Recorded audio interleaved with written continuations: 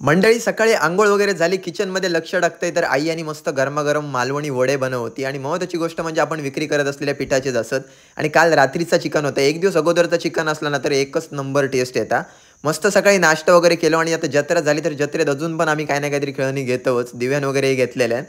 या शिरोसाठी होता. कसा वाटतं आता कमेंट करून सांगा.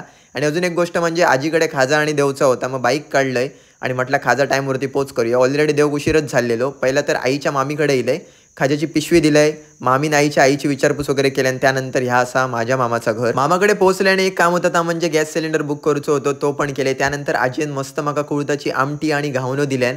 त्याचा आनंद घेतले आणि लगेच घरात जाऊन निघाले. घराकडे येल्यानंतर गोप्रो मधले सगळे फुटेज होते ते टॅबमध्ये घेतले. आपलं दुसरं चॅनल असं त्याच्यावरती आपण मन लावून सध्या काम करतो. जर सबस्क्राईब करू नसतात तर नक्की करा. कोकण दर्शन होताला डेली तुमका आणि टॅबमुळे खूप इझी झालेला असा स्टोरेजचं काय आता प्रॉब्लेमच नाही. मस्त एडिटिंग करूक मिळता. गडबडीत जेवणच करूक नाही होते. 4:28 झालेले. मस्त आमच्याकडे होती मसूरची आमटी. दिव्याताईक सांगितले जेवण वाढून दी.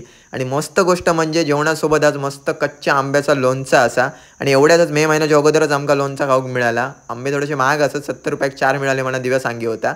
मस्त जेवणाचा आनंद घेतले आणि मंडई माका वाटलं की जेवण जातं पण बेटाईमक जेव होते त्याच्यामुळे जेवण काय जाऊक नाही माका एवढं भादरवलोच माझ्याकडनं. तर आता काय नाही, आता भेटूया नेक्स्ट व्हिडिओमध्ये. तोपर्यंत व्हिडिओ आवडलो तर नक्की लाईक करा.